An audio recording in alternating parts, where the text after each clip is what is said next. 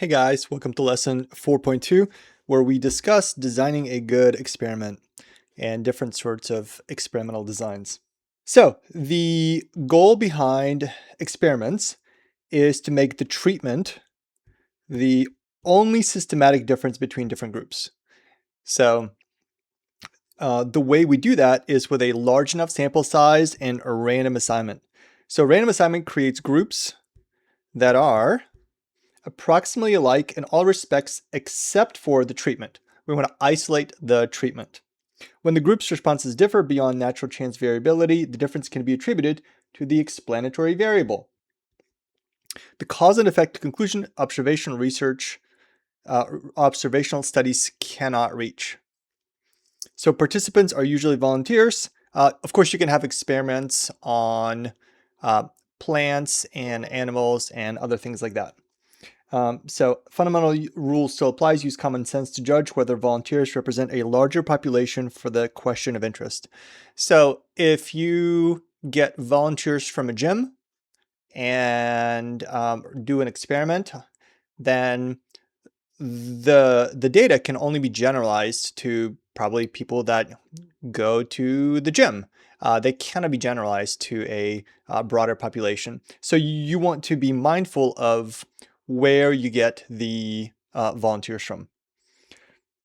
Randomization. What it protects against researchers making assignments, even unconsciously, that favor their hypothesis. So random does not mean haphazard.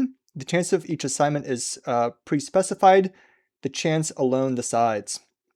A computer, a careful coin flip, or names drawn from a well-mixed hat all qualify. Randomizing order when every participant receives all treatments. Randomize the order in which they receive them. We'll talk about that in a little bit, something like a matched pair design. For example, assigning 43 children to 3 groups. Children lift weights with heavy load. So you have one group where 15 children are randomly assigned to lift weights with a heavy load.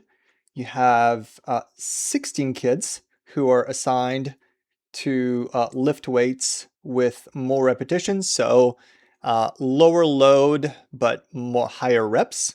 And I'm assuming by children they mean like 15 and older, not like 5-year-olds. And then no lifting at all. So the randomization here, you could write all 43 names in a hat on identical slips of paper, mix the hat, and then the first 15 kids would get the heavy load. The next 16 kids would get the moderate load lifting, and the remaining 12 would get the no lifting treatment.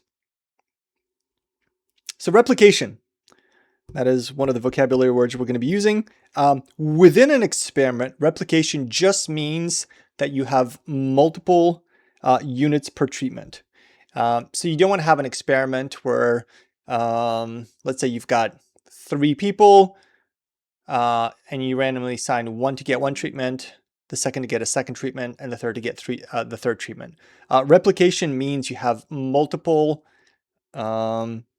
experimental units, or in this case, subjects for each treatment. Also, replication could mean redoing a study just to see if you get similar results to the ones that the initial study had. So one word, 2 safeguards. Enough units inside a study and enough studies across the field. Control groups. Why control groups exist? To know whether the treatment works, you want to be able to isolate it. A control group is handled identically except for the active treatment. It may receive the standard existing treatment or a placebo. A placebo is a fake treatment. So for example, it's a nicotine patch.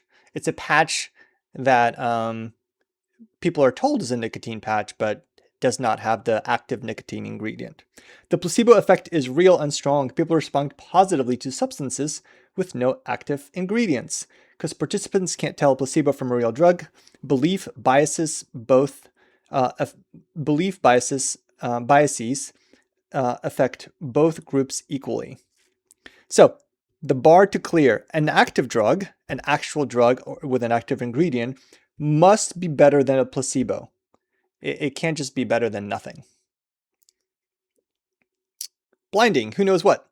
In a single blind experiment, one side is unaware of the treatments. So this could be the subjects, the volunteers, or it could be the researcher, and we'll look at both cases in a little bit. In a double blind, neither the researchers or the subjects know who's getting which treatment. Now, at some point, somebody will have to know, obviously. But if the researchers are the ones that are evaluating like behavior, then you'll need to have a third group that knows who's getting what treatment. For example, let's look at a situation where participants are unaware in a single blind study. A cola taste test. The cups are unlabeled, so the tasters don't know which brand is which, but the researcher does.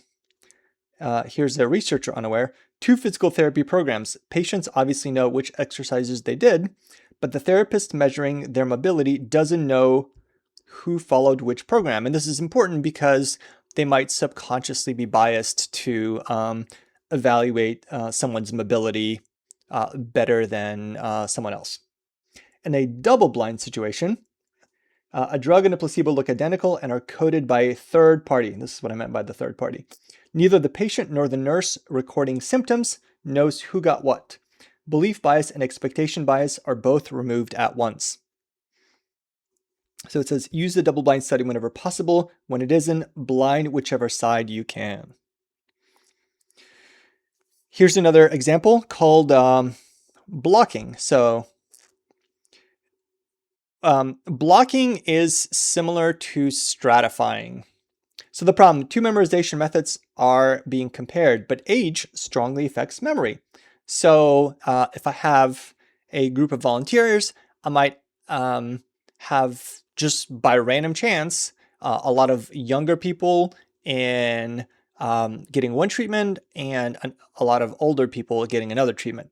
And the way we can mitigate that is we take all the participants and divide them into groups based on age. So you can have a group of young people, a group of middle-aged people, and a group of elderly people. And then within each group, you assign treatments. So you take the young people and then randomly assign some to get method A, some to get method B. Middle-aged, some get method A, some get method B. Elderly, some get A, some get B. So now you ensure that method A, method and method B have bothly the same representation. And that, so if you didn't do it this way, then age might be a confounding variable. But by blocking, you kind of account for that. So matched pair. For matched pair, you have either everybody get 2 treatments. So match on what matters, then let chance decide which member of each pair gets what treatment. Or you put people or things into pairs, and then you can like flip a coin to see who gets what treatment. Running shoes, 1 per foot. Each runner wears brand A on one foot and brand B on another, and a coin flip decides which foot gets which. The pair is matched on everything but the runner. On everything about the runner. So you still have to introduce randomness when you do matched pairs, and the way you do it often is like with a coin flip. Sunscreen, 1 per arm. Each participant gets formula A on one arm and formula B on the other, randomized. Same skin, same sun, only the sunscreen differs. So otherwise, you might have some people that are naturally more tan, and some people that are, naturally get burnt more easily. But if you do 1 sunscreen per arm, then you kind of account for a lot of other confounding variables. Paired on GPA and course load. Students are matched 2 by 2 on GPA and course load. Within each pair, a coin flip sends one to a new tutoring program and the other to a standard version. And again, here you're just trying to account for as many confounding variables as possible. One scenario completely randomized. We're going to look at 3 different experimental designs. So we want to know which fertilizer A or B produces more tomatoes. 30 plants are available. So for a completely randomized design, we just look at the garden and assign a unique number to all 30 plants.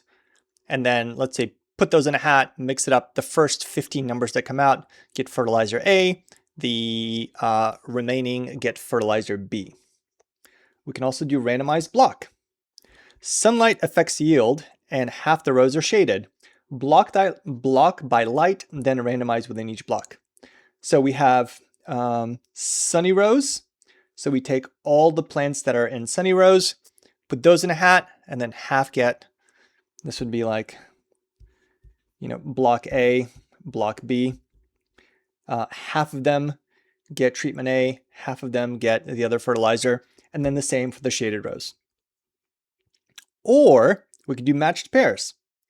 So here, adjacent plants share soil, water, and light.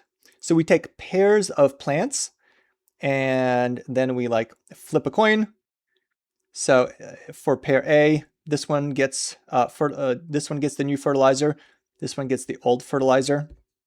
So new fertilizer. For pair B, we again flip a coin. Old fertilizer, new fertilizer, etc., etc., etc. So depending on kind of the setup, you might want to do blocking, you might want to do matched pairs, or you might just want to do a completely randomized design.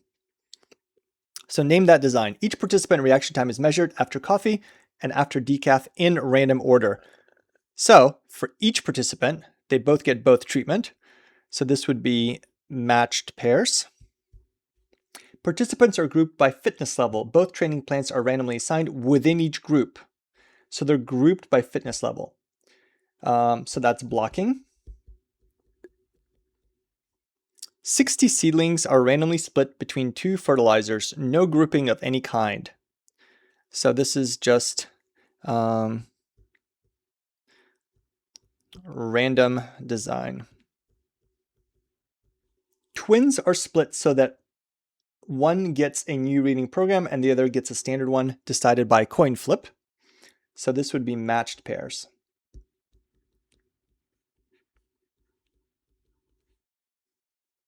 All right, so key terms: randomization, random assignment to treatments. Replication could be one of two things. It could either mean more than one experimental unit per treatment, or redoing an experiment to test its conclusions.